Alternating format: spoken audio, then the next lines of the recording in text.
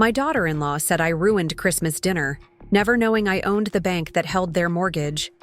What happened next changed everything about how our family understood love, respect, and second chances. Before we jump back in, tell us where you're tuning in from, and if this story touches you, make sure you're subscribed, because tomorrow I've saved something extra special for you. The smell of pine needles and cinnamon filled my small apartment as I carefully wrapped the last Christmas gift, my arthritic fingers moving slowly but deliberately around the corners of the small jewelry box. At 72, I had learned that presentation mattered less than intention, but old habits die hard. My late husband Robert used to tease me about my perfectionist tendencies, especially around the holidays. I sat back in my worn velvet armchair, the one Robert and I had bought 40 years ago when we first moved to this neighborhood. Back then, this area was considered modest, working class. Now, with all the young professionals moving in, my little one-bedroom felt like a relic from another era. The real estate agents had been calling more frequently lately, leaving voicemails about how much my property had appreciated in value. I usually deleted them without listening to the end. The apartment was quiet, except for the gentle hum of the heater and the distant sounds of traffic on Maple Street. My neighbor's television murmured through the thin walls, some holiday movie playing on repeat. I had declined their invitation to watch it together. Mrs. Patterson meant well, but lately I preferred my own company to the well-meaning sympathy of others. My phone buzzed against the coffee table, jolting me from my thoughts. The caller ID showed my son Michael's name, and my heart did that little skip it always did when he called. At 38, Michael was everything I could have hoped for in a son. Kind, hardworking, devoted to his family. He had inherited his father's gentle nature and my stubborn streak, a combination that had served him well in life. "Hi, sweetheart," I answered, settling deeper into my chair. "Mom, hey, I hope I'm not calling too late." His voice carried that familiar note of concern he always had when talking to me these days, as if I might break at any moment. "It's only 8:30, Michael. I'm not quite ready for the nursing home yet." I tried to keep my tone light, but I heard the slight edge that had crept into my voice lately whenever anyone treated me like I was fragile. He laughed, and I could picture him running his hand through his dark hair the way he did when he was nervous. I know. I just wanted to make sure everything was still good for tomorrow. Sarah's been cooking since yesterday, and the kids are practically bouncing off the walls with excitement. Tomorrow, Christmas Day. The first Christmas since Robert's funeral 8 months ago. The first time I would be celebrating in someone else's home instead of hosting. The role reversal still felt strange, like wearing someone else's clothes. "Of course I'll be there," I said. "What time did Sarah want me to come?" "She said around 2 would be perfect. Dinner's at 4, but she thought you might want to help with some of the last-minute preparations." There was something in his voice, a hesitation that made me pause. "Is everything all right, Michael?" "Yeah, everything's fine. It's just..." He trailed off, and I could hear muffled voices in the background. "Sarah's just been a little stressed about making everything perfect, you know? She really wants this to be special." I understood. Sarah had always felt the pressure of living, up to some invisible standard, though I had never quite figured out where that pressure came from. She was a lovely girl, truly. Smart, accomplished, a wonderful mother to my grandchildren. But there was an edge to her sometimes, a need to prove, something that I couldn't quite identify. "Tell her not to worry so much," I said gently. "It's just family." "I know I will. Oh, and Mom, maybe don't mention the thing about the Christmas pudding being too sweet this year. You know how she gets." I frowned, trying to remember when I had said anything about Sarah's Christmas pudding. "I don't recall saying anything about her pudding, dear." Right. I just meant, maybe keep the feedback light this year. She's been working really hard." There it was again, that careful tone, as if he was walking on eggshells. I felt a familiar knot forming in my stomach, the The same one I got whenever I sensed there were conversations happening about me that I wasn't part of. Michael, have I done something to upset Sarah? No, Mom, not at all. She just wants everything to be perfect. You know how she is about hosting. I did know how she was about hosting. Sarah approached entertaining the way a general approached. Battle, with detailed planning, precise execution, and very little tolerance for deviation from her plan. It wasn't necessarily a bad thing, but it could be exhausting for everyone involved. All right, sweetheart. I'll see you tomorrow. Give my love to Emma and James. Will do. Love you, Mom. Love you too. I set the phone down and stared at the small pile of wrapped gifts on my coffee table. A dollhouse for Emma, a train set for James, and a bottle of expensive wine for Michael and Sarah. Simple gifts, but chosen with care. The dollhouse had reminded me of the one Robert had built for Michael when he was young, complete with tiny furniture and working lights. The train set was vintage, something James could actually play with instead of just display. The wine had been more of a challenge. Sarah had very particular tastes, and I had spent considerable time at the wine shop asking questions, trying to find something that would meet her standards without seeming like I was trying too hard. The young man behind the counter had been patient, walking me through the differences between various vintages until we settled on a bottle that he assured me would impress even the most discerning palate. I picked up the wine, examining the elegant label one more time. Sometimes I wondered if Sarah knew that I noticed the little things, the way her smile became more strained when I offered to help in the kitchen, the way she rearranged things after I had touched them, always with a pleasant explanation about her system or how she liked things organized. I told myself it was natural. Sarah was protective of her domain, her role as the hostess, the mother, the daughter-in-law who had things under control.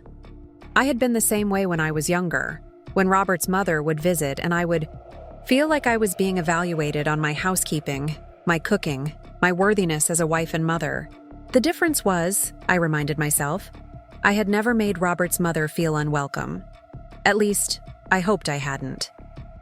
I stood up slowly, my knees protesting after sitting in the same position for too long. The apartment suddenly felt too small, too quiet. I walked to the window and looked out at the street below.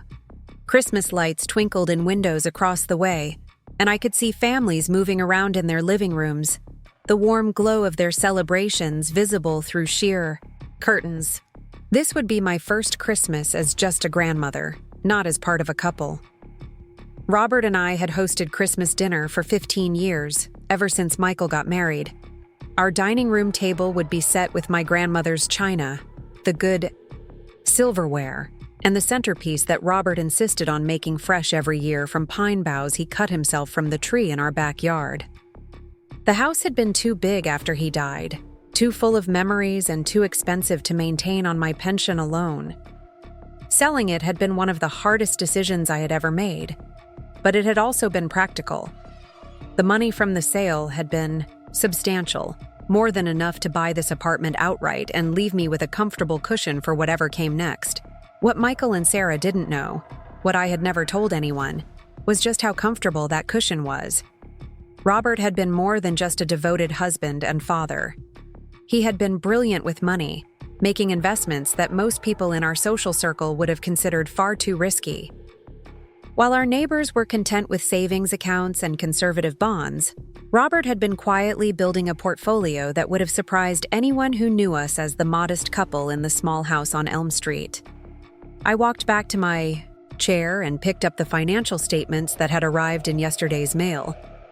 Even now, 8 months after his death, I sometimes felt overwhelmed by the numbers.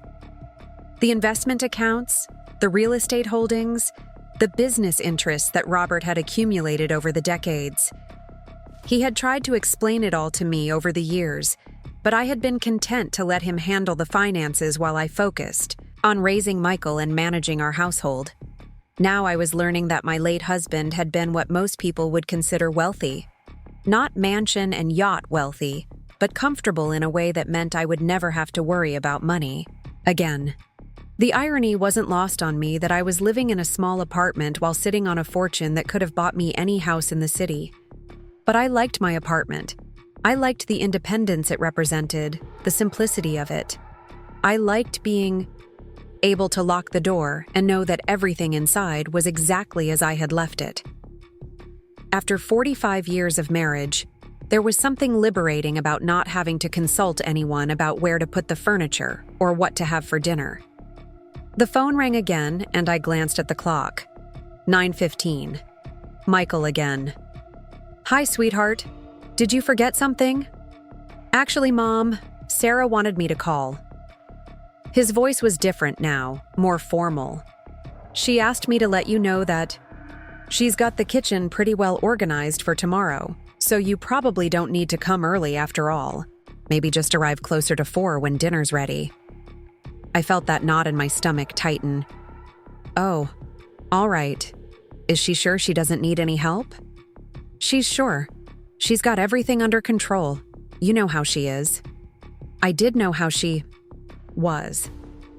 Sarah was the type of person who preferred to do things herself rather than delegate, especially when it came to anything that might reflect on her abilities as a hostess. I had learned this over the years, sometimes the hard way.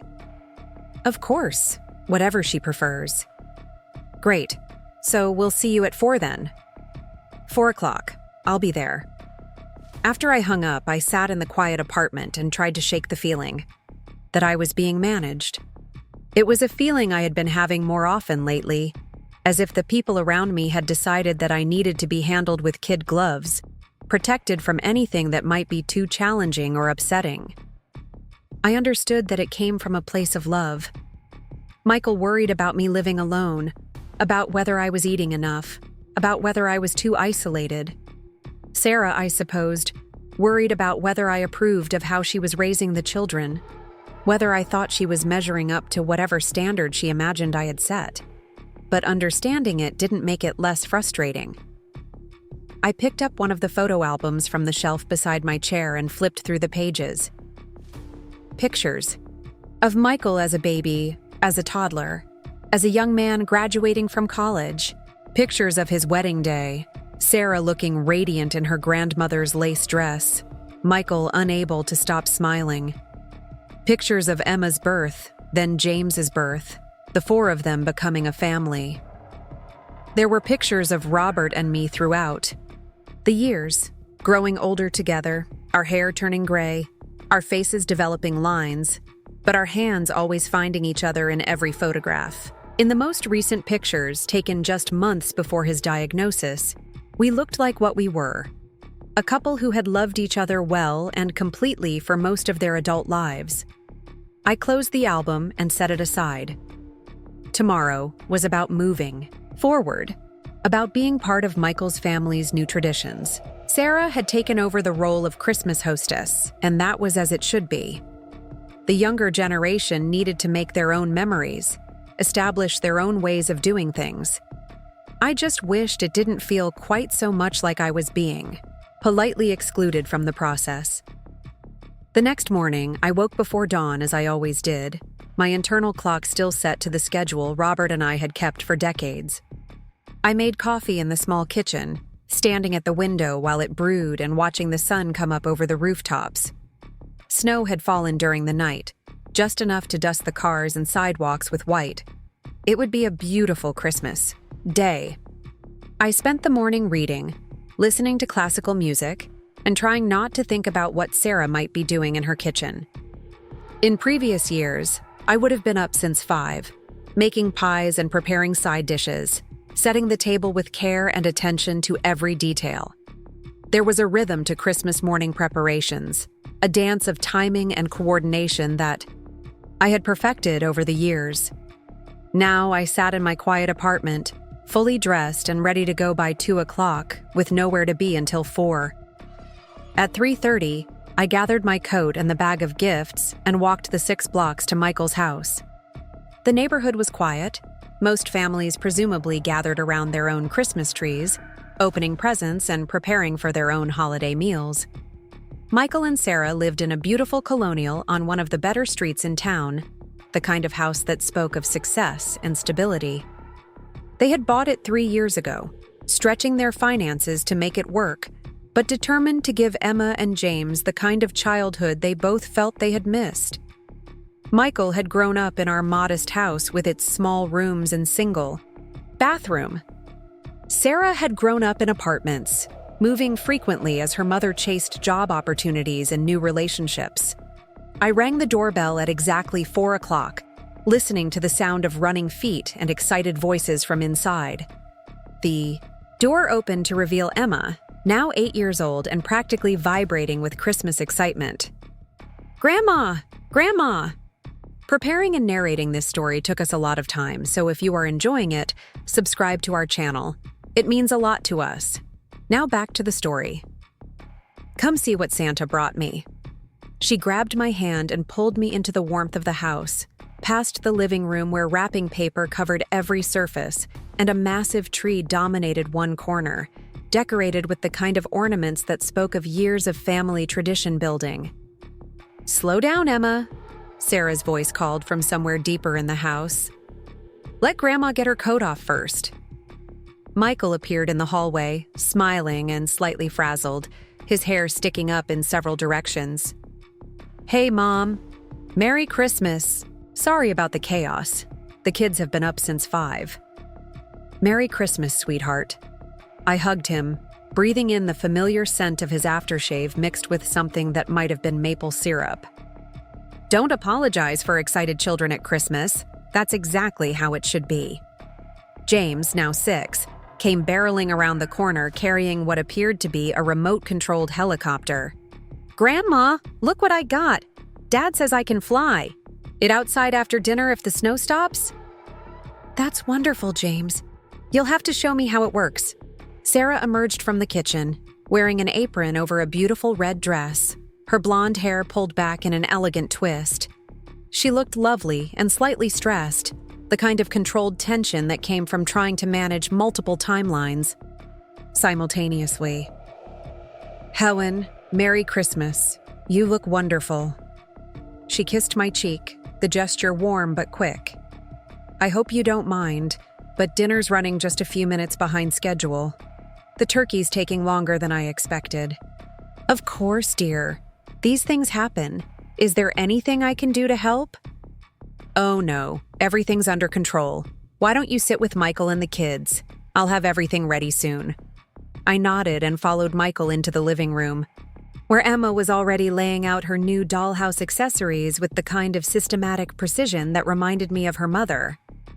James had moved on to a complicated-looking building set, his tongue poking out in concentration as he studied the instruction manual. "They made out pretty well this year," Michael said, settling into his armchair with a cup of coffee. "Santa was very generous," I agreed, sitting on the edge of the sofa. "The dollhouse is beautiful, Emma. Does it have electricity?" "Yes. And look, Grandma, the little people have different outfits for different seasons." She held up a tiny figure, dressed in a miniature winter coat. "This is the mommy, and she takes care of everyone in the house." I smiled, remembering the dollhouse Robert had built for Michael, how carefully he had wired each room for light, how he had spent hours in the garage crafting tiny furniture from scrap wood. Michael had played with it for years, creating elaborate stories about the family that lived inside. "That's wonderful, sweetheart. Do you have names for all the people?"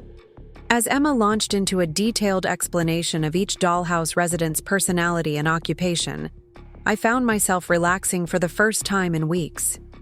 This was what I had been missing. This easy connection with my grandchildren, their unfiltered enthusiasm and genuine joy in sharing their discoveries with me.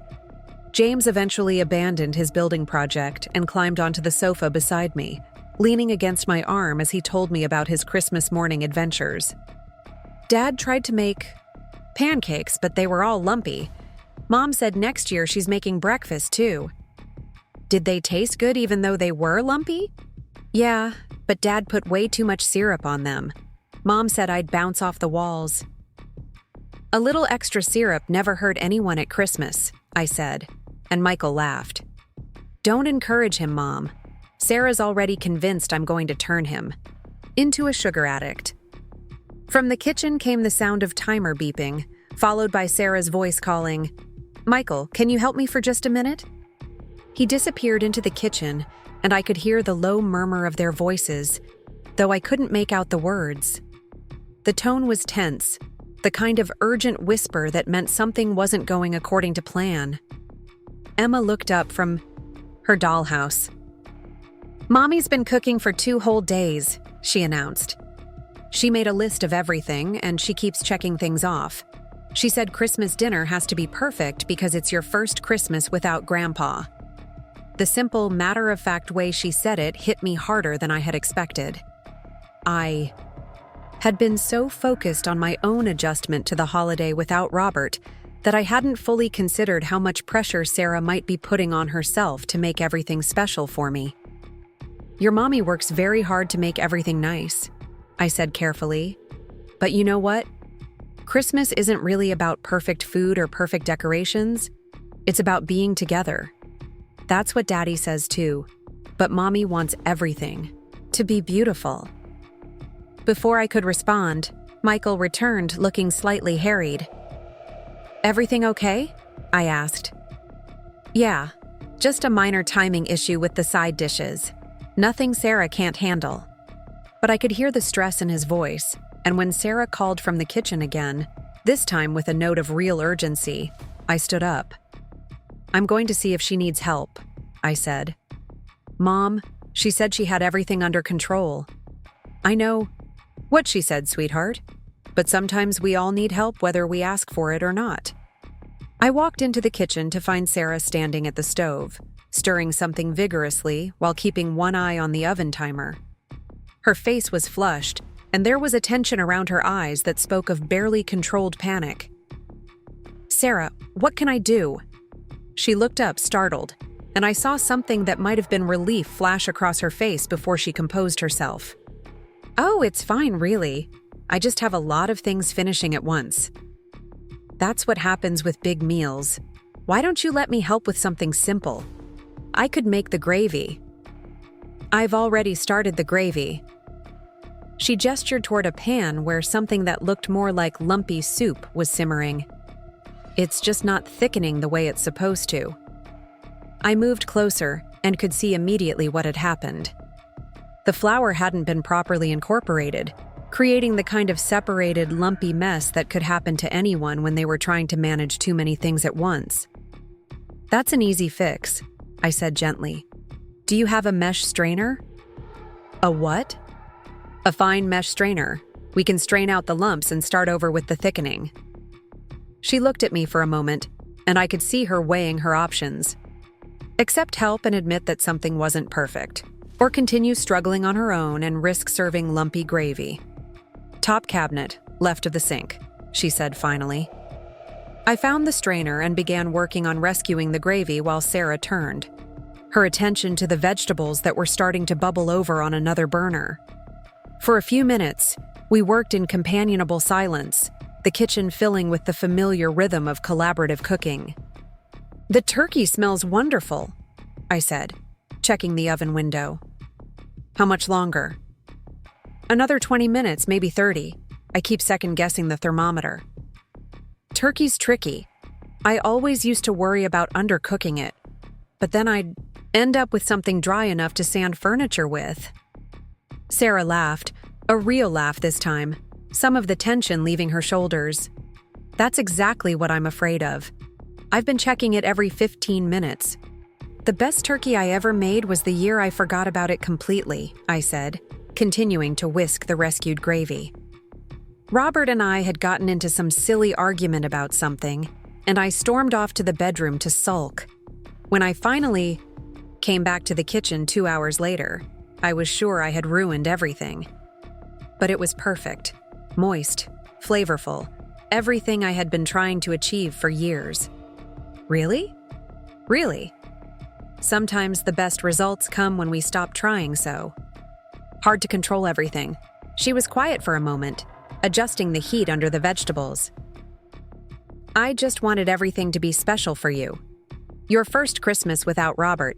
And I know how much you used to love hosting everyone." There it was, the heart of the sigh. Matter. I set down the whisk and turned to face her. "Sarah, sweetheart, you don't have to replace what Robert and I had. You don't have to make this Christmas exactly like the ones we used to have. You just have to make it yours." Her eyes filled with tears, and for a moment I saw not the composed, accomplished woman she had become, but the young girl who had been so nervous the first time Michael brought her home to meet us. "I just don't want to disappoint anyone." "You couldn't disappoint us if you tried. We're grateful to be included in your family's Christmas. That's what matters." She wiped her eyes with the back of her hand, leaving a small smudge of flour on her cheek. I might have gone a little overboard with the menu. I looked around the kitchen, taking in the evidence of her ambitious plans. Homemade bread cooling. On racks, 3 different vegetable dishes in various stages of preparation. What appeared to be a homemade cranberry sauce, and at least 2 desserts visible on the counter. "Just a little," I said with a smile. "But it's going to be wonderful, and next year, you'll know exactly what you want to do differently." "Next year, I'm ordering from the grocery store," she said, but she was smiling again. We finished the preparations together, Sarah gradually relaxing as she realized that accepting help didn't mean admitting failure. I set the table while she put the finishing touches on the meal, and by the time we called Michael and the children to dinner, the kitchen chaos had been transformed into something that looked effortlessly elegant. The dining room table was beautiful, set with Sarah's good china and crystal, candles flickering in the center surrounded by an arrangement of pine boughs and red berries. The food, when it finally appeared, was nothing short of spectacular. The turkey was golden and perfectly cooked, the vegetables were bright and flavorful, and the gravy, now smooth and rich, complemented everything beautifully. "This is incredible, Sarah," Michael said as he began carving the turkey. "You've outdone yourself." "I had help," she said, glancing at me with something that might have been gratitude. "Everything looks perfect," I said, and I meant it. Not because every dish was flawless, but because it was clear how much love and effort had gone into creating this meal for all of us. Emma and James chattered excitedly about their presents, their school Christmas programs, their plans for winter break. The conversation flowed easily, punctuated by laughter and the comfortable sounds of a family enjoying a meal together. I found myself relaxing in a way I hadn't in months, remembering what it felt like to be part of something larger than myself. This was what I had been missing. Not the role of hostess or the familiar rhythms of my own traditions, but this sense of belonging, of being woven into the fabric of my family's life. As we were finishing the main course, Sarah disappeared into the kitchen and returned with what was clearly a homemade Christmas pudding, flames dancing around its edges as she carried it proudly to the table. "Oh my," I said, genuinely impressed. "You made pudding from scratch?" "I found your old recipe in one of Michael's cookbooks," she said, setting it down carefully. "I thought you might like to have something familiar." I felt my throat tighten with unexpected emotion. She had gone through Michael's cookbooks, found the recipe I had written in my own handwriting years ago, and taken the time to make something she thought would comfort me. "That's incredibly thoughtful, Sarah. Thank you. I hope it tastes right." I wasn't sure about some of the measurements. Michael served the pudding, and when I took my first bite, I was transported back to dozens of Christmases past. It wasn't exactly the same as mine had been, but it was close enough to feel like a bridge between the traditions Robert and I had created and the new ones this family was building. "It's perfect," I said, and Sarah's smile was radiant. As we finished dessert, the children growing sleepy from the big meal and the excitement of the day, I felt a contentment I hadn't experienced since Robert's death. This was how it was supposed to be, I thought. Families adapting, traditions evolving, love finding new ways to express itself. But then Sarah stood up and began clearing the table with the kind of efficiency that spoke of long practice. And when I moved to help her, she waved me away. "Oh no, you just sit and relax. You've done enough today." It was a small thing, but something in her tone made me pause. There was a finality to it that felt like dismissal, as if my usefulness had ended with the meal. "I don't mind helping with the dishes," I said. "Really, it's fine. I have a system." Michael looked up from where he was helping James with a new puzzle. "Let Mom help if she wants to, Sarah. It's not a big deal." "I said I have it under control," Sarah replied, her voice slightly sharper than it had been during dinner. The shift in atmosphere was subtle but unmistakable.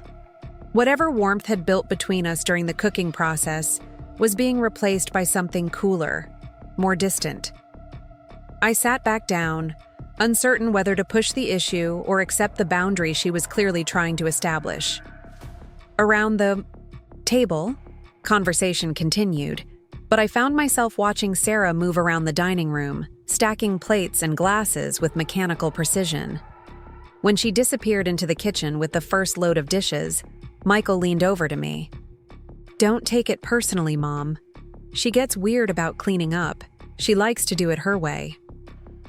But it did feel personal, especially after the connection we had shared in the kitchen.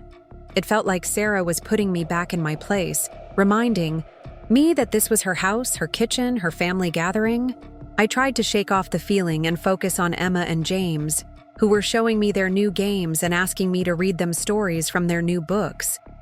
But I couldn't quite recapture the ease I had felt during dinner. When Sarah returned from the kitchen, she was carrying coffee and what appeared to be homemade cookies, arranged on a tray with the same attention to presentation that had characterized the entire meal. "These look wonderful," I said, accepting a cup of coffee. "Did you make them too?" "Yesterday. I thought it would be nice to have something sweet with coffee."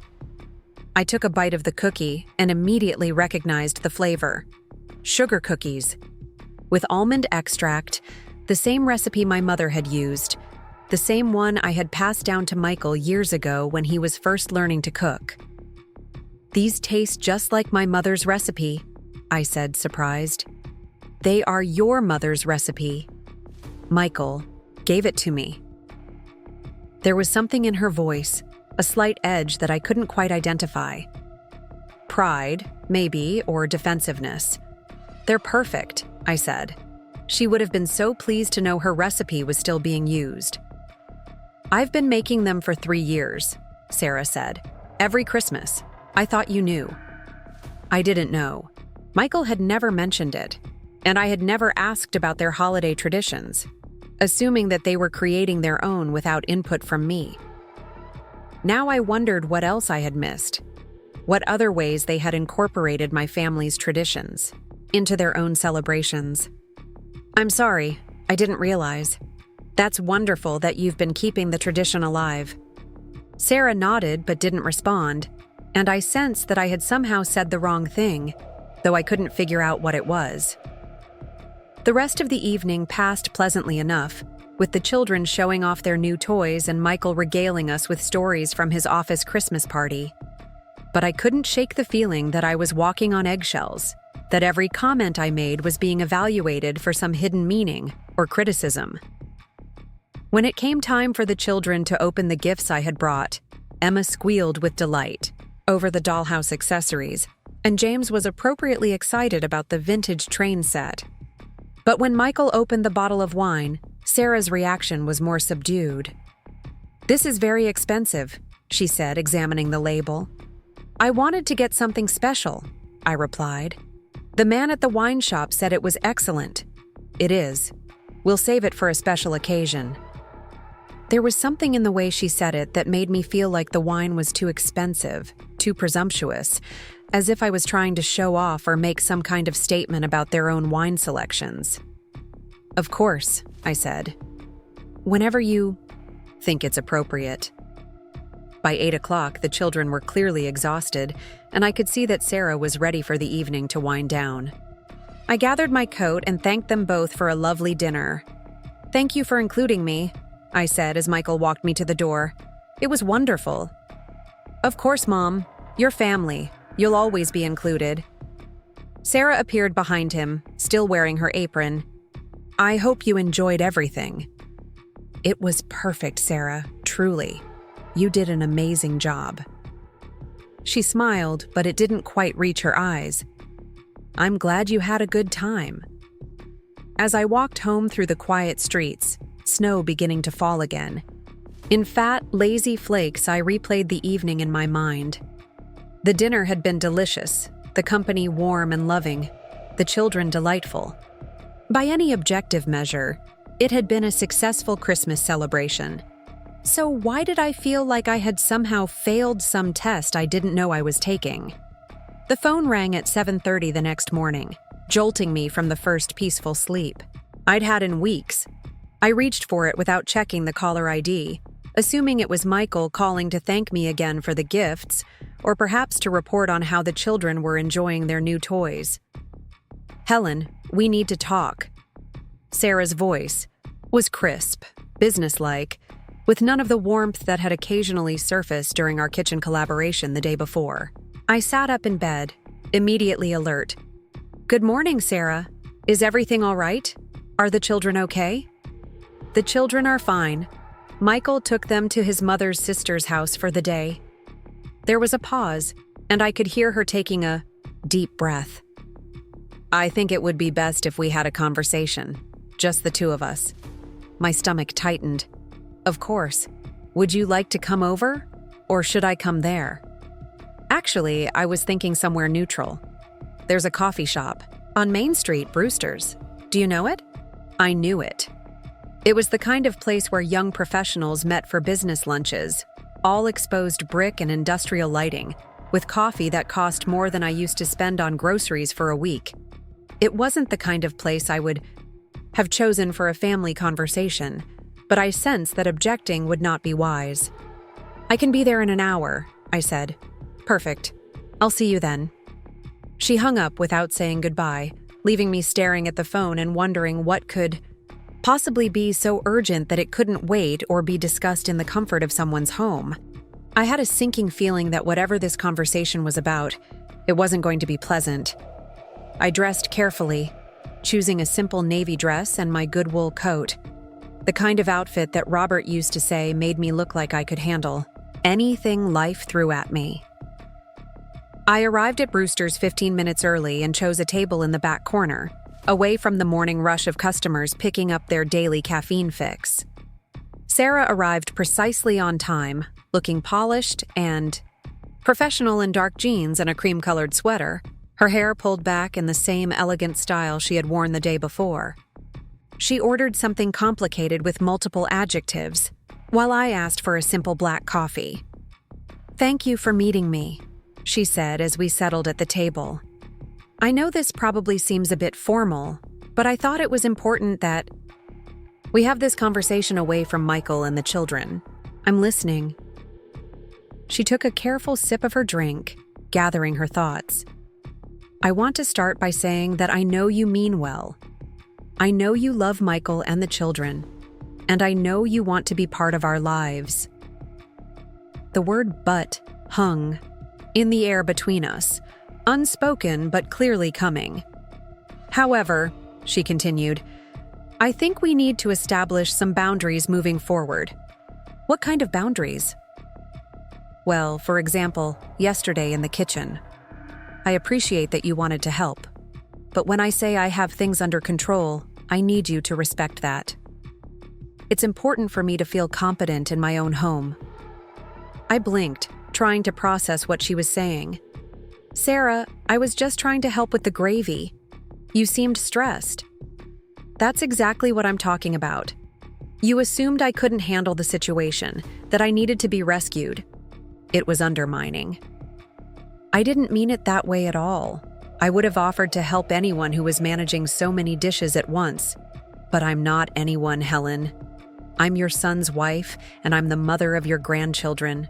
When you step in, like that, it sends a message that you don't think I'm capable. I felt heat rising in my cheeks. That's not true. I think you're incredibly capable. The dinner was beautiful. The children are wonderful. Your home is lovely. I don't understand where this is coming from. Sarah set down her cup with slightly more force than necessary. It's coming from a pattern, Helen. It's coming from 3 years of subtle criticisms and helpful suggestions that aren't actually helpful. I don't know what you're talking about. Really? You don't remember commenting on how I discipline the children? Or suggesting that James might benefit from more outdoor time? Or mentioning that store-bought birthday cakes aren't the same as homemade ones? I did remember those conversations, but I remembered them differently. I remembered expressing concern when I saw Emma being punished for something that seemed minor, or noticing that James spent most of his time indoors with electronic devices. I remembered asking about birthday traditions, not criticizing her choices. I never meant those things as criticisms, I said slowly. I was just making conversation, sharing observations. But that's the problem, Helen. Your observations always seem to point out where I'm falling short, where I'm not measuring up to some standard that you never clearly articulate, but somehow always seem to be evaluating me against. I stared at her, feeling like I was hearing about myself from the perspective of a stranger. Was this really how I came across? As judgmental and critical? I honestly had no idea you felt this way, I said. Why didn't you say something sooner? Because I was trying to be respectful. Because I know how much Michael loves you. And I didn't want to put him in the middle of a conflict between his wife and his mother. Her voice softened slightly. But yesterday, watching you take over in my kitchen, I realized that staying quiet wasn't helping anyone. I wasn't trying to take over. I was trying to be useful. I know you think that. But from my perspective, it felt like you were showing me how it should be done. Like you were the real hostess and I was just the help. The words hit me like a physical blow. Is that really what I had done? Had I been so focused on being helpful that I had completely missed how my actions were being received? Sarah, I'm so sorry. I had no idea. That's the last thing I would ever want you to feel. She studied my face for a long moment, as if trying to determine whether my surprise was genuine. I believe you didn't mean it that way, but intention doesn't always match impact. We sat in silence for a few minutes, the bustle of the coffee shop continuing around us while I tried to process this new information about myself. I thought about the previous day, about how I had felt dismissed when Sarah wouldn't let me help with the dishes. Now I was seeing it from her perspective, understanding that what I had interpreted as exclusion might have been her attempt to maintain some control in her own home. What can I do to fix this? I asked finally. I think we need to establish some clear expectations, Sarah said, about visits, about holidays, about the children. Okay, what did you have in mind? She pulled out her phone and opened what appeared to be a notes app. I've given this a lot of thought. First, I think it would be better if visits were planned in advance, with specific start and end times. It's hard for me to manage the household routine when I don't know when you might drop by or how long you'll stay. I nodded, though the idea of scheduling time with my own family felt strange. That's reasonable.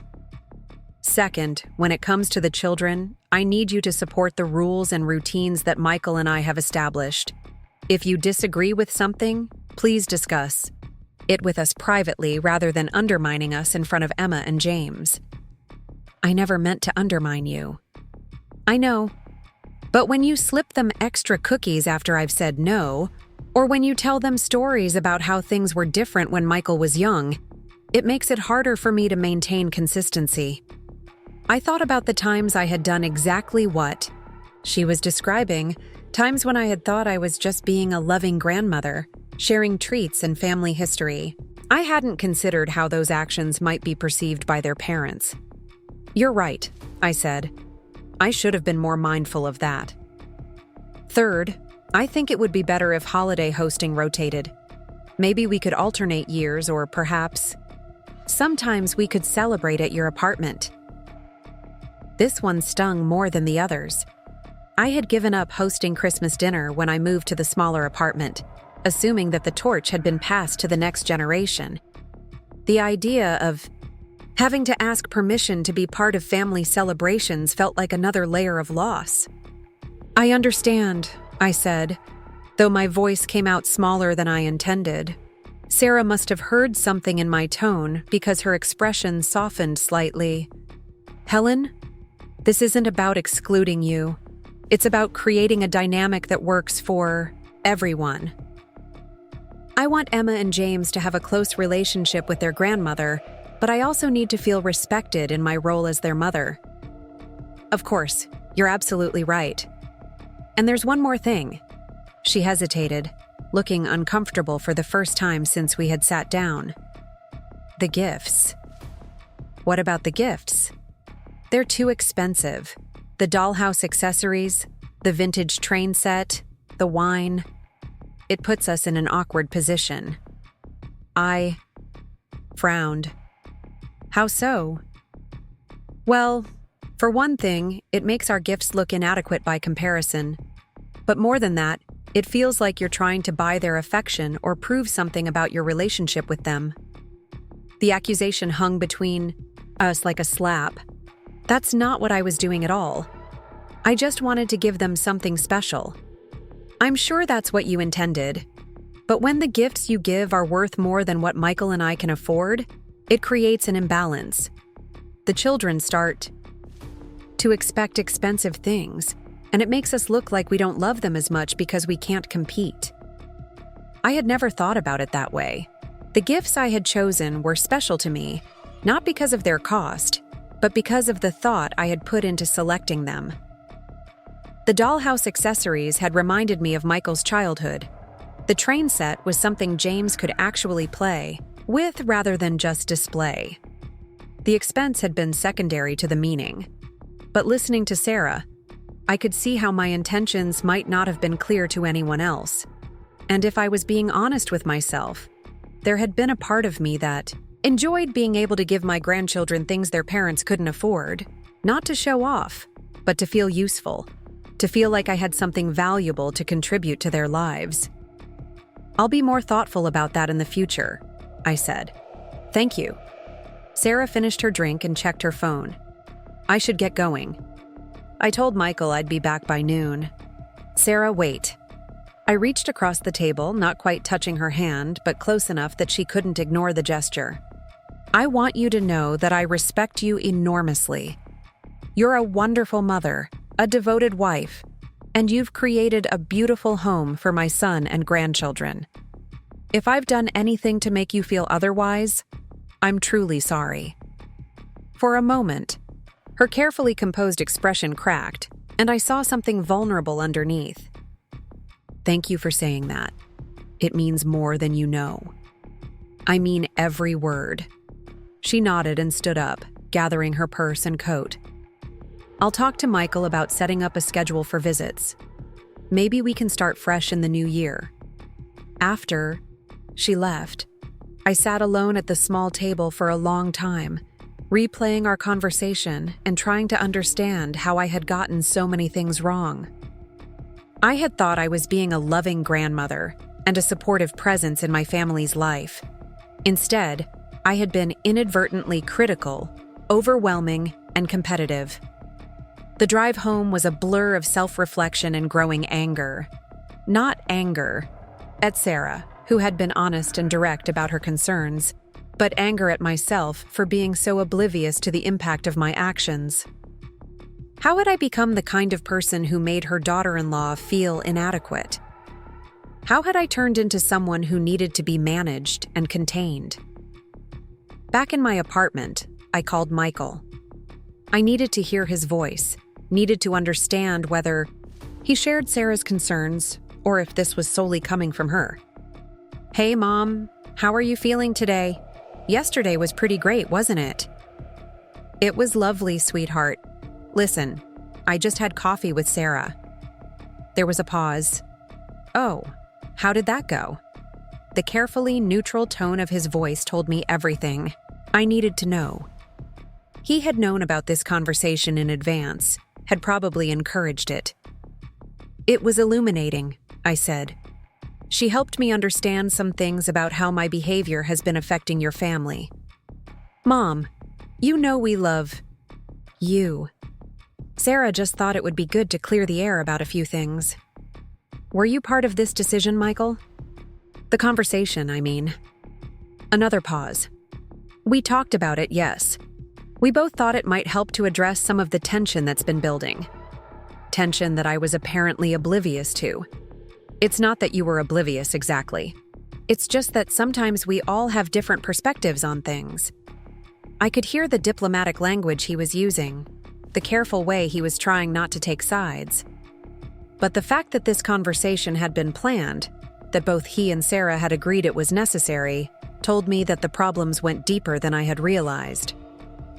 I see. Well, Sarah and I have worked out some new arrangements that should help going forward. That's good, Mom. I think that will be better for everyone. I'm sure it will be. After I hung up, I sat in my armchair and tried to process what had just happened.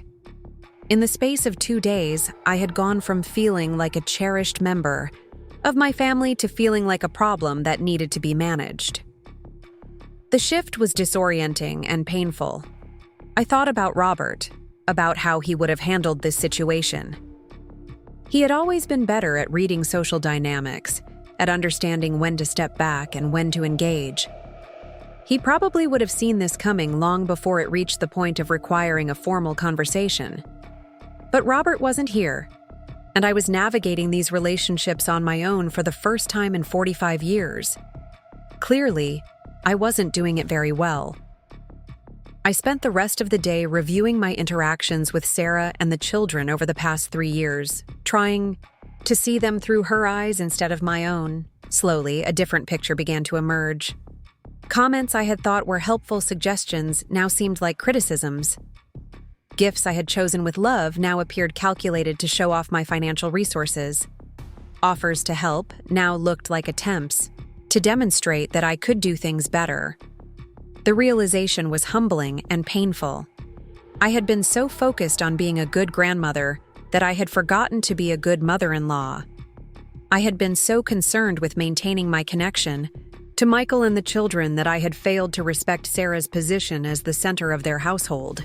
That evening, I called my neighbor, Mrs. Patterson, and accepted her standing invitation to dinner. I needed to be around people who didn't require careful navigation, who didn't make me feel like I was walking on eggshells. "You seem troubled, dear," she said as we shared her homemade vegetable soup. Family troubles? I found myself telling her about the conversation with Sarah, about the wake-up call I had received regarding my own behavior. Mrs. Patterson listened, without judgment, occasionally asking clarifying questions, but mostly just letting me work through my thoughts out loud. "It sounds like she was trying to be kind about it," she said when I finished. "She could have just complained to your son and let resentment build up.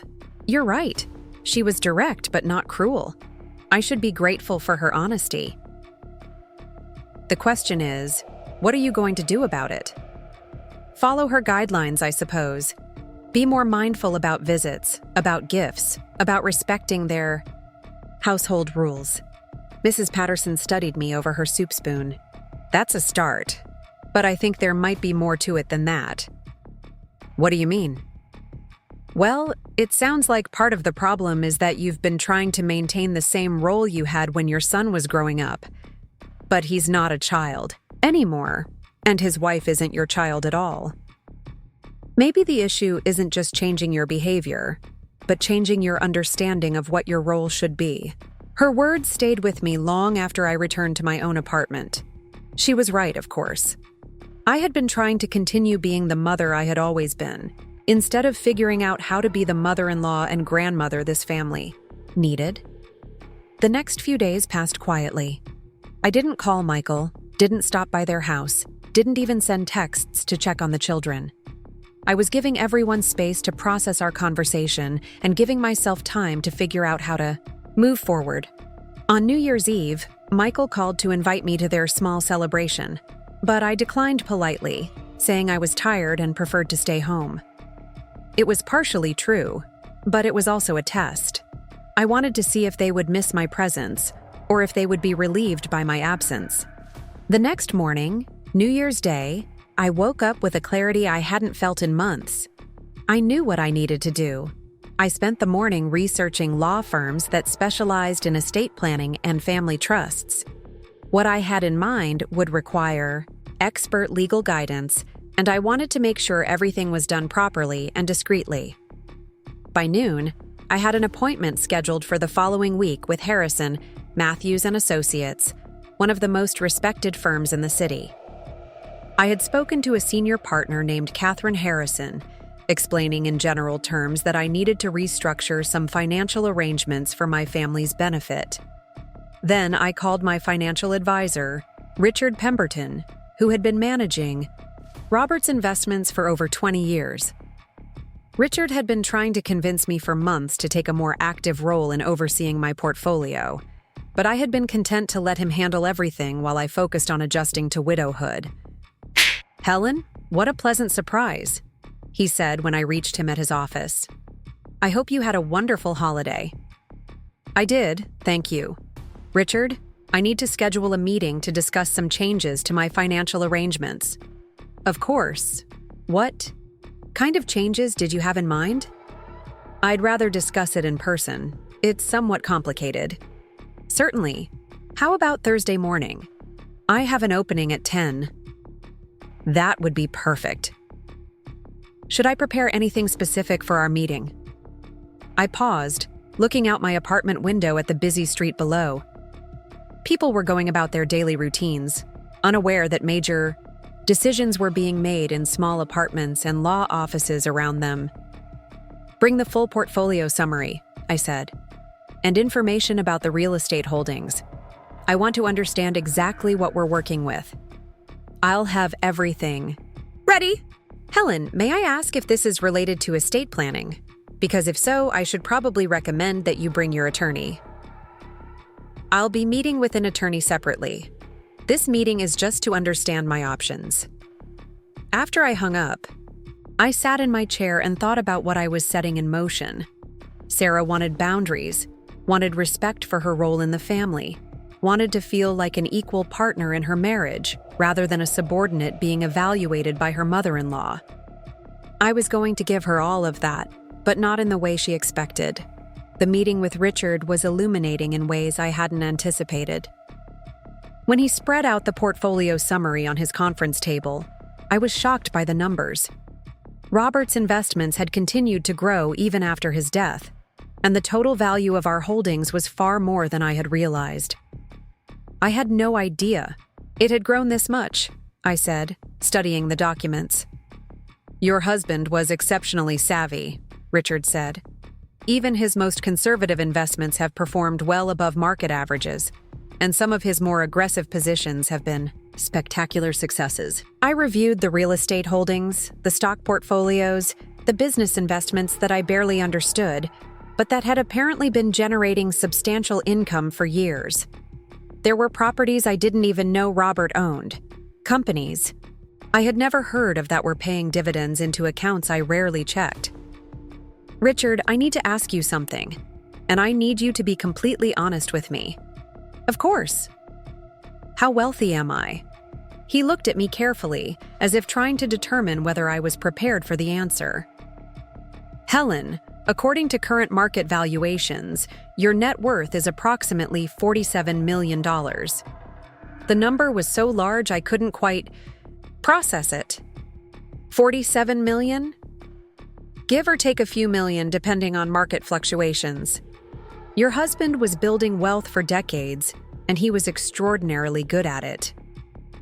I stared at the papers in front of me, trying to reconcile this information with the woman who had been living in a small apartment, worrying about whether expensive wine was an appropriate gift for her son's family. "Does anyone else know about this? Michael, for instance?" "Not from me. Robert was very clear that financial information should only be shared with you. I assumed you would decide what to share with your family when you felt it was appropriate." I thought about Michael and Sarah, about their mortgage payments and their careful budgeting, about Sarah's stress over making Christmas dinner perfect, and her concern about expensive gifts creating an imbalance in their household. I thought about my grandson James's college fund, which Michael had mentioned was smaller than they hoped because of the expense of the house. I thought about Emma's dance lessons, which she loved, but which I knew were a stretch for their budget.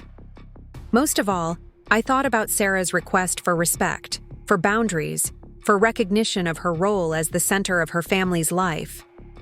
"Richard, I want to set up some financial arrangements for my family, but I want them to be completely anonymous. Is that possible?" "Certainly. What did you have in mind?" "I want to pay off their mortgage without them knowing it came from me. I want to set up education funds for the children. And I want to establish a trust that will provide for their long-term security, but again, without them knowing the source." Richard nodded thoughtfully. "That's definitely possible, but it will require careful legal structuring. You'll need to work with an estate attorney to set up the trusts properly." "I have a meeting scheduled with Catherine Harrison next week." "Excellent choice. She's handled similar situations for other clients. Very discreet, very thorough." We spent the next hour outlining the basic framework of what I wanted to accomplish. The mortgage payoff would be the most challenging part, since it would need to appear to come from a legitimate source that wouldn't raise suspicions. "What if it came from a contest or sweepstakes?" Richard suggested. "Something tied to one of Michael's work activities or a promotion Sarah might have entered? Could you arrange something like that?" "I have connections with marketing firms that handle those kinds of campaigns. It would take some coordination, but yes, it's possible." The meeting with Catherine Harrison the following week was even more productive. She understood immediately what I was trying to accomplish and had experience with similar family situations. "What you're describing is more common than you might think," she said. "Families often struggle with wealth disparities between generations, especially when the older generation wants to help without creating dependency or resentment." "That's exactly right. I don't want them to feel like they owe me anything or that I'm trying to control their lives. I just want to remove some of the financial stress so they can focus on building their family. The key is making sure everything appears to come from legitimate external sources. We'll need to create a series of trusts and shell companies that can distribute funds in ways that won't be traced back to you." Over the next 2 weeks, Catherine and her team created an elaborate but legal structure that would allow me to provide for my family's financial security while maintaining complete anonymity. The mortgage payoff would come through a promotional campaign that Michael's company was running for employees who met certain performance criteria. The children's education funds would be established through a scholarship program tied to their schools. The long-term security trust would be funded through a series of investments that would mature over time, providing ongoing support without creating suspicion. "This is quite generous," Catherine said as we finalized the paperwork. "Your family is very fortunate." "They're good people who deserve good things," I said. "They just don't need to know those good things are coming from me." On the Friday before the plans were set to be implemented, I received a call from Sarah. Her voice was different than it had been during our coffee shop conversation, warmer but still maintaining the new boundaries we had established. "Helen, I wanted to call and thank you." "Thank me for what?" "For respecting the things we talked about. I know it hasn't been easy, but the space has been really helpful for our family." "I'm glad to hear that. Michael has seemed more relaxed, and the children have been asking about you. I was wondering if you'd like to come for dinner this Sunday. Nothing fancy, just family dinner." "I'd like that very much." "Great. How about 5 o'clock? And Helen, thank you for being willing to work with me on this. I know it couldn't have been easy to hear some of the things I said. You were honest, and that was brave. I'm grateful for it." After we hung up, I looked around my small apartment and smiled. By Sunday dinner, their mortgage would be paid off, though they wouldn't know it yet. The official notification wouldn't come until the following week, carefully timed to appear as the result of Michael's work performance, rather than any external assistance. I had given Sarah what she asked for, respect for her boundaries, recognition of her authority in her own home, and space to build her family's traditions without interference from me. But I had also given her something she hadn't asked for and would never know about: the financial freedom to focus on what really mattered, without the stress of mortgage payments and college fund worries. It wasn't the kind of gift that required a thank you note or acknowledgement. It was the kind of gift that would simply make their lives easier and their future more secure. And sometimes, I thought, as I prepared for what would be a very different kind of family dinner, the best gifts are the ones nobody knows you've given. Sunday dinner at Michael and Sarah's house felt different this time. The atmosphere was lighter somehow, as if the honest conversation Sarah and I had shared had cleared the air between us. She greeted me at the door with a genuine smile, and for the first time in months, I didn't feel like I was being evaluated or managed. "The children have been talking about you all week," she said as she hung up my coat. "Emma wants to show you the story she wrote about her dollhouse family, and James has been practicing with his train set so he can demonstrate all the features for you." "I'd love to see both," I said, meaning it. The evening unfolded naturally without the undercurrent of tension that had characterized so many of our recent interactions. I sat on the floor with the children, admiring Emma's creative storytelling and James's increasingly elaborate train track configurations. Sarah moved around the kitchen preparing dinner, but this time she accepted my offer to set the table without any hesitation. Michael seemed more relaxed too, joining our conversations without the careful monitoring I had noticed before. It was as if my willingness to respect the boundaries Sarah had established had freed him from the exhausting role of mediator between his wife and his mother. "This pot roast smells incredible," I said as Sarah brought the serving dishes to the table. "It's actually your recipe," she said with a slight smile. "The one from that old cookbook of yours that Michael has. I thought you might enjoy it." I was touched by the gesture, understanding it as the peace offering it was meant to be. "I'm honored that you used it." Dinner conversation flowed easily, covering the children's upcoming return to school, Michael's new project at work, and Sarah's plans to redecorate their guest room. Nobody walked on eggshells. Nobody parsed their words for hidden meanings. It was simply a family sharing a meal together. As we were finishing dessert, Michael's phone buzzed with what appeared to be an important message. He glanced at it, frowned, and then looked up with confusion. "That's strange," he said. "I just got an email from HR about some kind of company promotion results. They want me to call them first thing Monday morning." "What kind of promotion?" Sarah asked. "I have no idea. I didn't enter any promotion or contest." He scrolled through the message again. "It says something about performance-based rewards, and that I should call to discuss significant benefits that have been awarded to me." Sarah and I exchanged glances, and I worked to keep my expression neutral. "That sounds exciting, sweetheart. Maybe it's related to that big project you completed last month." "Maybe. It's just weird that they'd send something like this on a Sunday evening."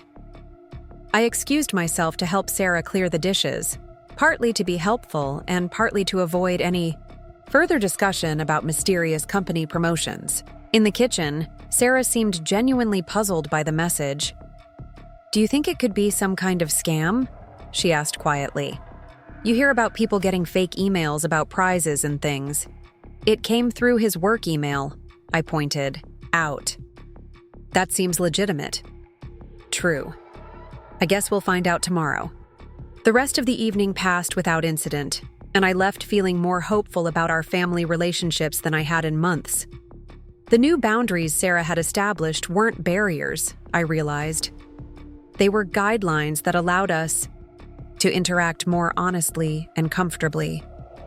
Monday morning, my phone rang at 9:30. Michael's voice was filled with excitement and disbelief. "Mom, you're not going to believe this.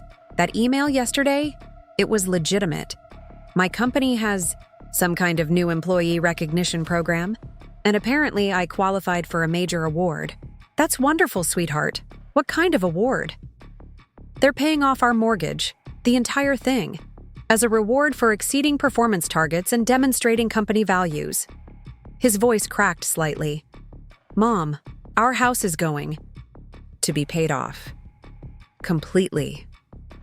I sat down heavily in my armchair, my heart racing. Hearing the joy and relief in his voice made every penny I had spent on this elaborate charade worthwhile. Michael, that's incredible. How much money does that represent? $230,000. $230,000, Mom. Sarah started crying when I called to tell her. We were looking at 15 more years of mortgage payments, and now it's just gone. You must have really impressed them at work. I guess so. The HR director said I was selected from a pool of employees nationwide based on performance metrics and peer evaluations. She said the program was funded by some kind of corporate partnership with a financial services company that wanted to help working families achieve housing security. I smiled at Katherine Harrison's creative storytelling. The legal team had crafted a believable narrative that would stand up to any scrutiny while protecting my anonymity completely. When does this take effect? They're handling all the paperwork with the mortgage company directly. She said we should receive official confirmation from the bank within the next few days, and the payoff should be complete within 2 weeks. I'm so proud of you, Michael. You work so hard, and you deserve to be recognized for it. I keep thinking this has to be some kind of mistake, that someone's going to call back and say there was an error. But the HR director assured me it's completely legitimate. She even gave me contact information for the financial services company managing the program in case I had questions. That would be one of the shell companies Katherine had established, staffed with people who knew exactly how to handle any inquiries about the fictional employee recognition program. Have you told the children yet? Not yet. Sarah and I want to wait until we get the official confirmation from the bank. But Mom, this changes everything for us. No more mortgage payments means we can finally start that college fund for Emma and James that we've been talking about for years. If only he knew that those college funds were already being established through an entirely separate channel, I thought. By the end of the month, both children would be recipients of academic scholarships from a foundation that specialized in supporting promising young students from working families. This is such wonderful news, Michael. Your father would be so proud of what you've accomplished. I wish he was here to see this, Michael said, his voice soft. He always worried about whether I'd be able to provide for my family the way he provided for us. Your father never doubted you for a moment, and he would be thrilled to know that your hard work is being recognized this way. After we hung up, I sat in my apartment feeling a satisfaction deeper than any I had experienced since Robert's death. This was what wealth was supposed to be for, I realized. Not for accumulating possessions or gaining status, but for creating opportunities and removing obstacles for the people you loved. Over the next few weeks, I watched from my respectful distance as my family's life transformed. The mortgage payoff was processed smoothly, exactly as Katherine had promised.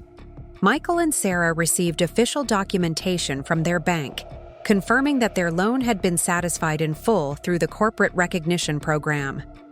The children's scholarship notifications arrived the following month, carefully timed to appear as the result of academic potential assessments conducted by the foundation. Emma and James were each awarded full educational scholarships that would cover everything from elementary school through college, contingent only on maintaining reasonable academic progress. Sarah called me the day they received the scholarship letters, her voice filled with amazement. Helen, you're not going to believe what happened. Both children have been awarded these incredible scholarships. Full tuition coverage through college, plus funding for educational enrichment activities. That's amazing, Sarah. What kind of scholarships? Something called the Future Leaders Educational Foundation. They said Emma and James were identified through school performance data and demographic analysis as students with exceptional potential. The foundation wants to invest in their long-term educational success. Another of Catherine's creations, designed to appear as legitimate as the mortgage payoff program. The foundation actually existed now, funded through my trust arrangements, and managed by professionals who specialized in educational philanthropy. The children must be excited. They don't really understand what it means yet, but Michael and I are just overwhelmed. Between the mortgage payoff and now this, it's like our entire financial future has been transformed in the space of a month. Sometimes good things just happen to good people, I said, meaning every word. I keep thinking we should be doing something to pay it forward, you know? We've been so incredibly fortunate. I'm sure you'll find ways to help others when the time is right. And I knew they would. Michael and Sarah were generous people who had always donated time and resources to their community, despite their own financial constraints. Now that those constraints had been removed, I was confident they would find meaningful ways to support others. 3 months after the mortgage payoff, I received an invitation that brought tears to my eyes. Sarah had handwritten a note asking me to join them for a special dinner to celebrate what she called their year of unexpected blessings. "We wanted to have you over to share our gratitude," she wrote. "We know how important family is, and we wanted you to be part of marking this incredible time in our lives." The dinner was held on a warm spring evening, with the windows open and the sound of children playing in the backyard drifting into the dining room. Sarah had prepared a feast that rivaled any holiday meal, and the table was set with candles and fresh flowers from their garden. "I want to make a toast," Michael said as we gathered around the table, "to unexpected blessings, to family, and to the reminder that sometimes life surprises you in the most wonderful ways. To hard work being recognized," Sarah added, raising her glass. "And to the peace of mind that comes from knowing our children's futures are secure. To family," I said simply, looking around the table at these people I loved more than my own life. As we ate and talked and laughed together, I felt a contentment that had nothing to do with the money I had spent and everything to do with the relationships I had helped preserve and strengthen. Sarah was relaxed in a way I hadn't seen since she and Michael first got married. Michael had a lightness about him that spoke of genuine relief from financial stress. The children were their usual delightful selves, secure in the love of their parents and grandparents. "Helen," Sarah said as we were clearing the table, "I wanted to thank you again for being so understanding about our conversation a few months ago. I know it wasn't easy to hear some of those things." "It was exactly what I needed to hear," I replied honestly. "You helped me understand how to be a better mother-in-law and grandmother. I think you were always both of those things. We just needed to figure out how to make it work for everyone. Well, whatever we did, it seems to be working now." "It really is. Michael is happier, the children are thriving, and I feel like I can finally breathe." She paused, loading dishes into the dishwasher. "Sometimes I wonder what we did to deserve all these good things happening at once." "You're raising beautiful children, you're devoted to each other, and you're contributing to your community," I said. "Good things happen to people who live good lives." "I hope that's true. I hope we're worthy of all this good fortune." "You are, Sarah. You absolutely are." That night, as I walked home through the quiet streets of my neighborhood, I reflected on the journey that had brought us to this point. 6 months ago, I had been a lonely widow struggling to find my place in my son's family. I had been making mistakes without realizing it, overstepping boundaries without meaning to, creating tension when I thought I was offering love. The conversation with Sarah had been painful but necessary. It had forced me to confront my own behavior and find better ways to express my care for my family. But more than that, it had shown me how to use the resources Robert had left me in a way that honored his memory and our values. Robert had always believed that money was a tool, not an end in itself. He had spent decades building wealth not for the sake of accumulation, but so that we would have options, so that we could help others, so that we could make a difference in the world around us. Now I understood what he had been building toward. Not a bigger house or fancier vacations, but the ability to quietly remove obstacles from the path of the people we loved. The ability to create opportunities without creating obligations. The ability to give gifts that would never require thank you notes because the recipients would never know who to thank. I had learned something important about the nature of love itself. Sometimes the most loving thing you can do is step back.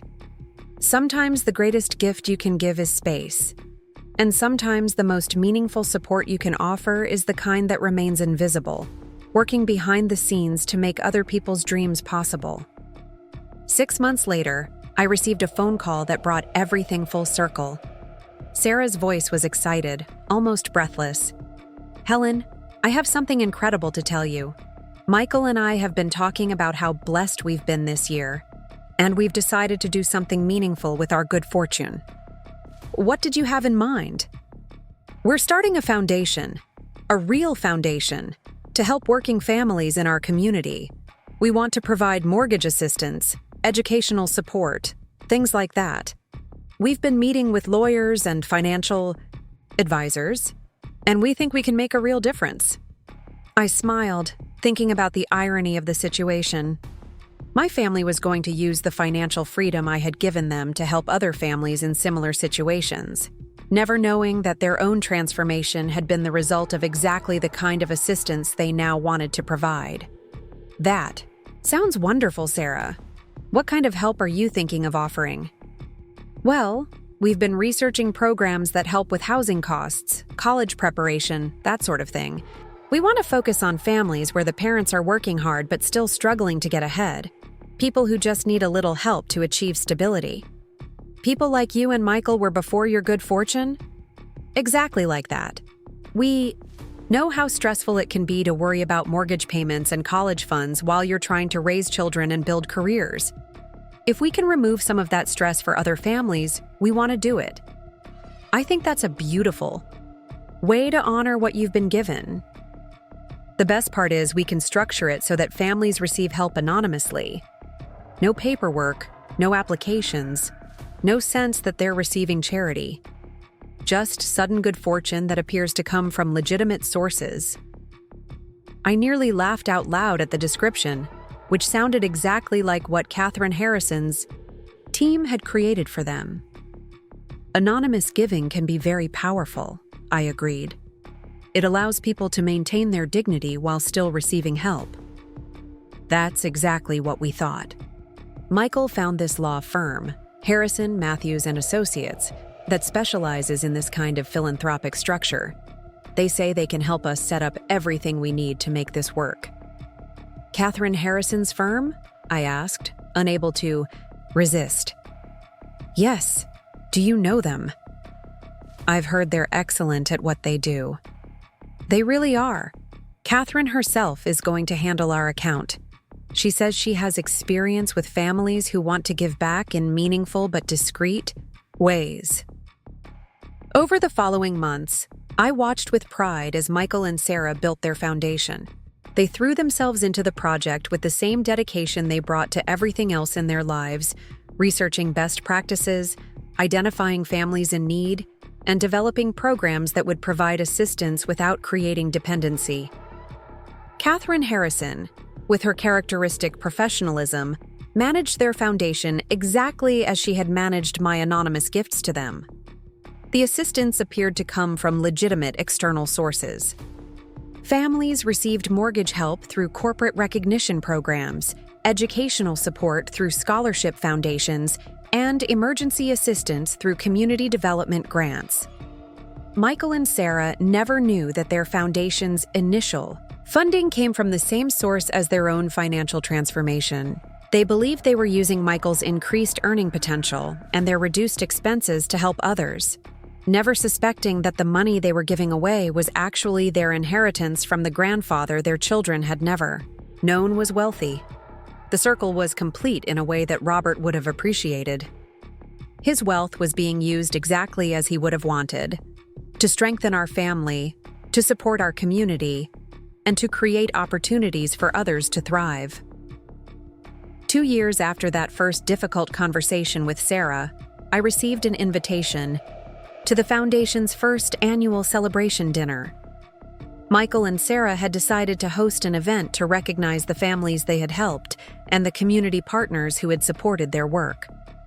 The dinner was held at the community center where Michael had played basketball as a child, transformed for the evening with elegant decorations and filled with people whose lives had been touched by my family's generosity. I sat at a table with other community supporters, watching as Michael and Sarah took the stage to talk about their work. 2 years ago, Sarah said, addressing the crowd, our family experienced a series of unexpected blessings that changed our lives completely. A mortgage payoff, educational scholarships for our children, opportunities we never could have imagined.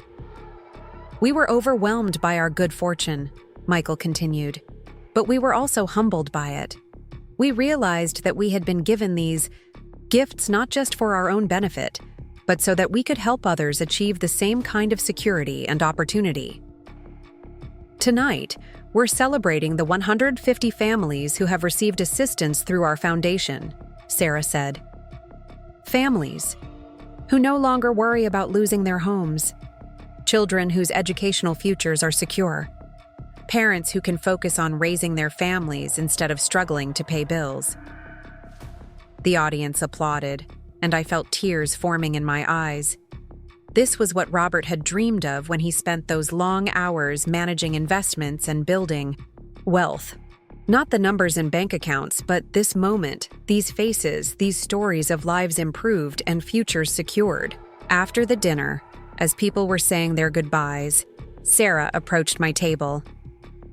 Helen, thank you so much for being here tonight. It means the world to us to have your support. I wouldn't have missed it for anything. You and Michael should be incredibly proud of what you've accomplished.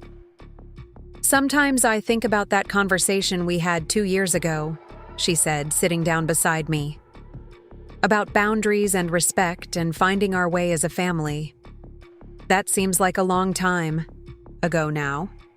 It does, but I'm grateful for it, you know? It helped us find a better way to be together.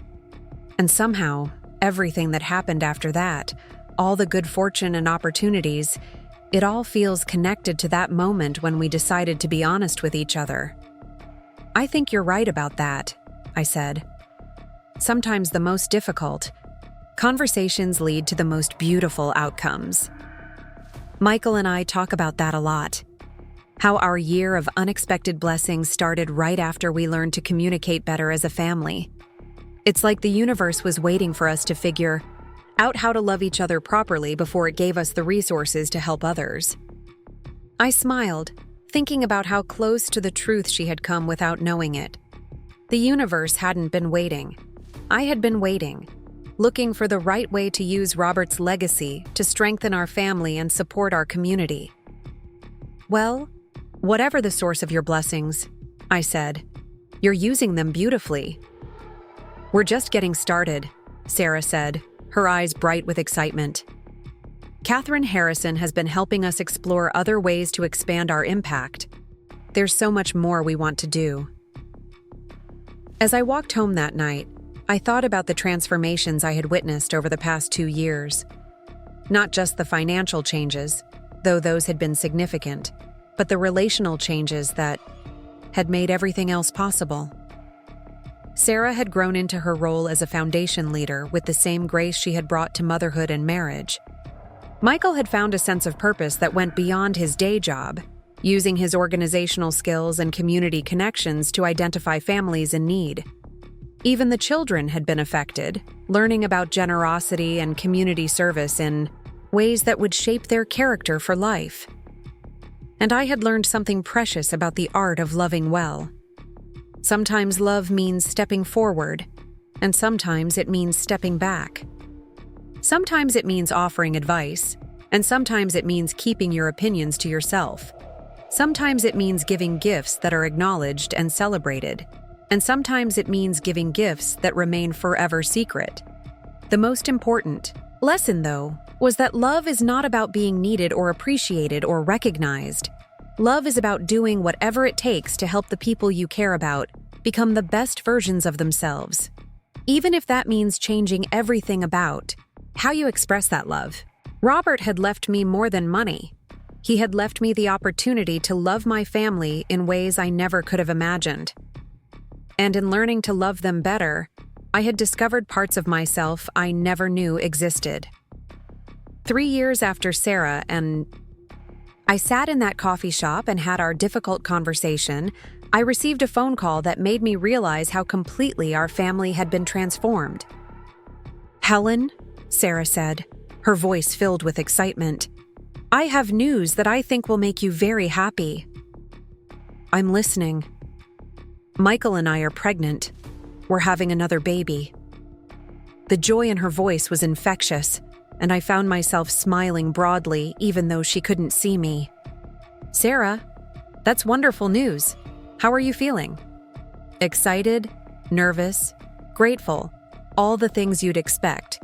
But Helen, there's something else.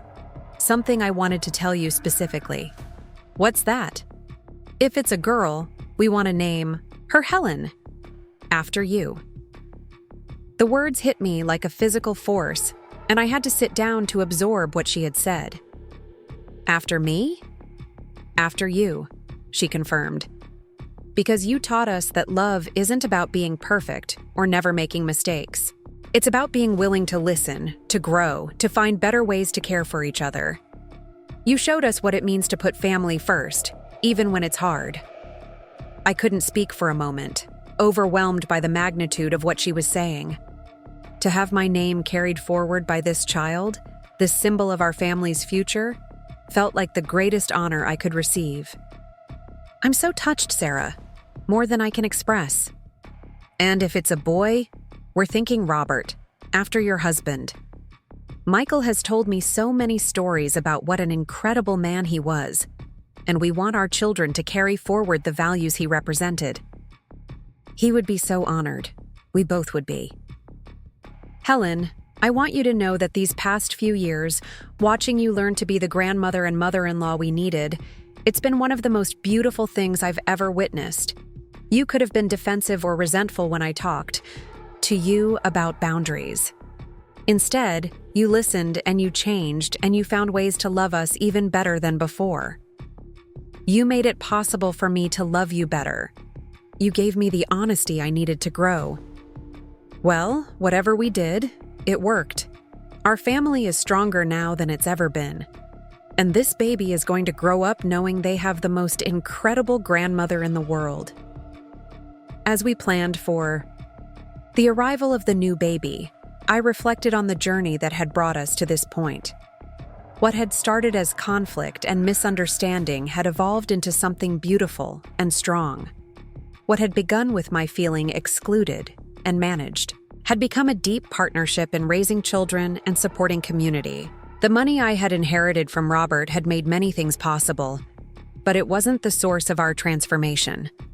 The real change had come from learning to listen to each other, to respect each other's roles and perspectives, and to find new ways to express love across generational and cultural differences.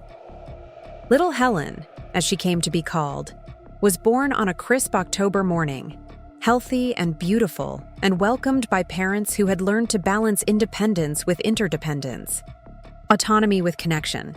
I held her for the first time in the same hospital where Michael had been born 39 years earlier, marveling at the continuation of life and love and possibility. "She looks like you," Sarah said, exhausted but radiant. "She has your determined chin." "Poor thing," I said, but I was smiling. "That chin has gotten me into trouble more than once." "It's also helped you stand up for what matters," Michael pointed out. "I hope she inherits that quality along with the chin." As I looked down at this tiny person who would carry my name into the future, I thought about the legacy Robert and I were leaving behind. Not just the financial resources that would provide opportunities and security, but the example of what it meant to love family well, even when it required change and growth and difficult conversations. This little girl would grow up in a family that knew how to communicate honestly, support each other generously, and contribute meaningfully to their community. She would learn to use whatever resources she had to help others, to give without expecting recognition, and to find ways to lift up the people around her. She would also grow up never knowing that her comfortable childhood, her educational opportunities, and her family's financial security had been gifts from the grandmother whose name she carried. That secret would remain between Catherine Harrison, Richard Pemberton, and me, protected by legal structures and professional discretion. But she would know, in ways both spoken and unspoken, that love sometimes means sacrifice, that generosity can be its own reward, and that the most meaningful gifts are often the ones that remain invisible to everyone except the giver. As I handed little Helen back to her mother and prepared to leave the hospital, I felt a peace deeper than any I had known since Robert's death. I had found my way back to my family, not by insisting on my old role, but by discovering a new one. I had learned to use wealth not as a source of power or control, but as a tool for creating possibilities and removing obstacles. Most importantly, I had learned that love is not about being indispensable or irreplaceable. Love is about helping the people you care about build lives so strong and beautiful that they could flourish even without you, while knowing that they choose to include you not because they need you, but because they want you. And that, I realized as I walked out into the crisp October air, was the most precious inheritance of all. Up next, you've got 2 more standout stories right on your screen. If this one hit the mark, you won't want to pass these up. Just click and check them out.